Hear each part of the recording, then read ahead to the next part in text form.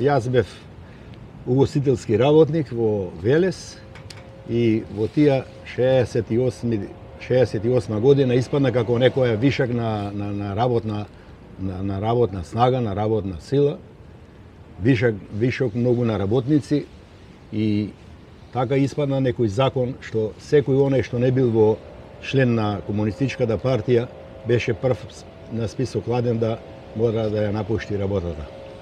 Ја системот не го мразев, али не бев заинтересиран да бидам како комунист, затоа што немав никаква потреба, али еве испаднало требало да бидеш комунист па да не изгубиш работава. И така јас решив со мојата сопруга Фима да напуштиме поранешна таа Југославија, во смисла Македонија да ја напуштиме и да дојдеме во Сиднеј кај неговата сестра Милка, која што она ни обеќа да не пречека и да не смести овдека. Сега, кога стигнаме овдека, почетокот беше многу тешок, зашто тоа беше доваѓање до наше во Австралија како на смеа, не како на вистина да бидиме. И така одлучиме да поседиме тука некоја година, 2, 3 и да си бегаме пак назад, од кај што сме дојдени.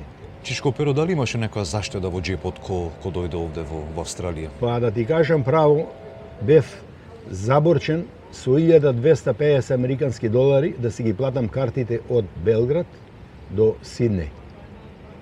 Дојдов со кредит овдека. Кој ти ги позајми тие? Па тие пари нас не ги позајмува се една патничка агенција Адриатик, која тие ни ја даваја картата на кредит со двајца жиранти од Македонија и кога ќе дојдеме тука, да за една година ние тие пари му ги вратиме. Значи имаше многу вакви случаи кај што се зајмеле пари за да дојдат во Австралија на времето. Ја не мислам некој да дошол од Македонија овдека со платени карти.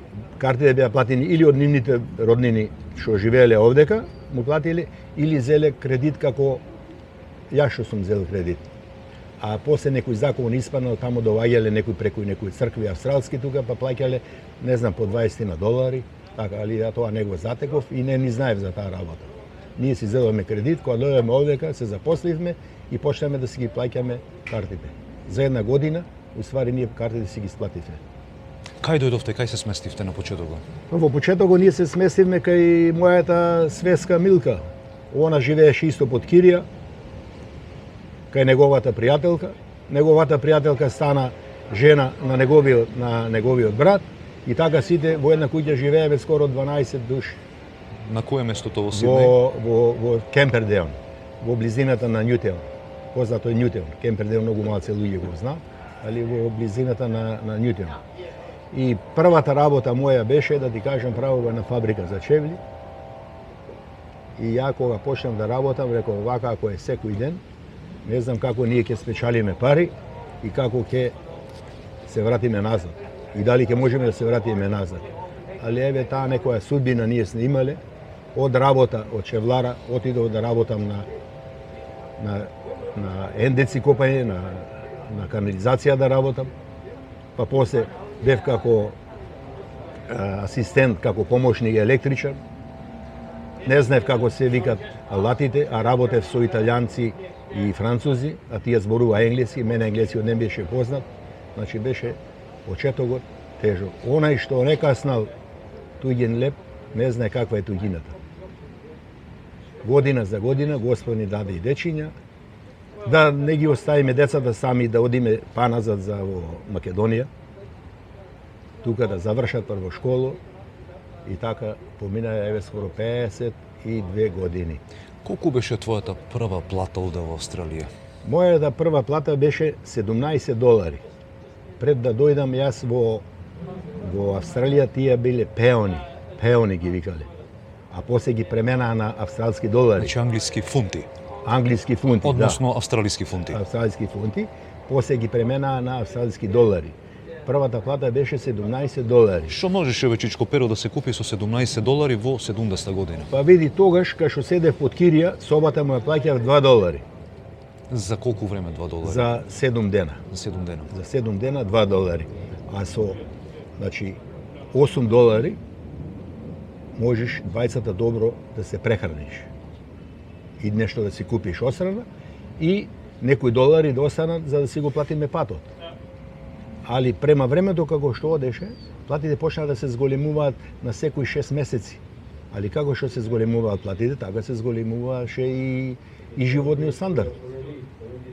Да тука бевме секогаш на истата скала, значи како да одиш на некој требон, знаеш, само одиш во исто место си. Али фала Богу, сум работел и 3 работи во неделата. Па да оделим, па да купиме куќа. Кога се случи првата куќа? Па првата куќа се случи, ја мислам, после 8 години. После 8 години, првата куќа ја купив и добив кредит за 25 години. Али ние куќата ја исплативме многу брзо, пошто ја почнав да работам 3 работи во неделата. Жената работеше од 7 до 7 сато на вечерта. Чупенцето ни се роди 71 година. Ни го чуваја, па на ни му даваме по $2 исто нешто така за неделата да ни го чуваат чубек. Ја кога бе слободен, јас се го чувам. И после 76 година си ја зедов мајка ми овде. Кога дојде мајка ми, она ни ги чуваше децата, јас и жената работевме, значи непрекидно. Од удрисонце до 8 сато на вечерта, значи. И така да заработиш овде. А сега овие нови генерации што доаѓаат, тоа е друго. Тие го знаеа јазикот. Ние кога дојдовме овде, ја кога дојдов, не знаев да одам да си купам леб. Лебот не знаев како се вика. Пиперки не знаеш како се вика. Патлижен. Само со прстом му покажавме. Ништо друго.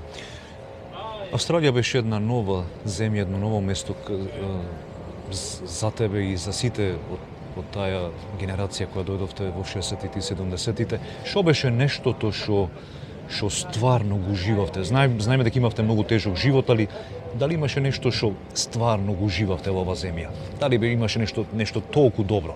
Па дали може некоја позитивна работа се најди? После 75 година, 1975 година, кога веќе се намноживме ние овдека како емигранти, македонци, па срби, па хрвати, али ние целокупно се кажуваме дека сме југословени.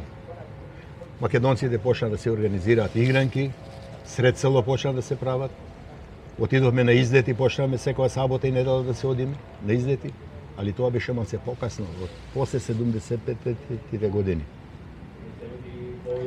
Али животот не ни беше лесен во почеток. А и ден денеска, кој што не си го некој наредил лажиците на место и паниците, и ден денеска е уште потежок за нив. Али новата емиграција што доаѓа од Македонија, тие веќе му е познат јазикот, енглескиот го знаат, законите брзо ги усавршуваат какви се во Австралија, се отворат бизниси, почнуваат да работат. Сега е многу лесна работа. Вашата генерација која дојде овде во 60-тите и 70-тите, мислам дека беше, ако не се лажам, нека ме попрат ако грешам, втора во смисла на македонци. Првите македонци кои дошле овде во оваа земја се на почетокот на тој 20 век, пред се македонците од Егејска Македонија. Дали најдовте некои македонци овде кога дојдовте вие или немаше македонци воопшто? Па имаше македонци овдека, Раде. Имаше македонци, доста, али секој си ја гледавме работава, немаме време да се најдиме, да се споразумиме.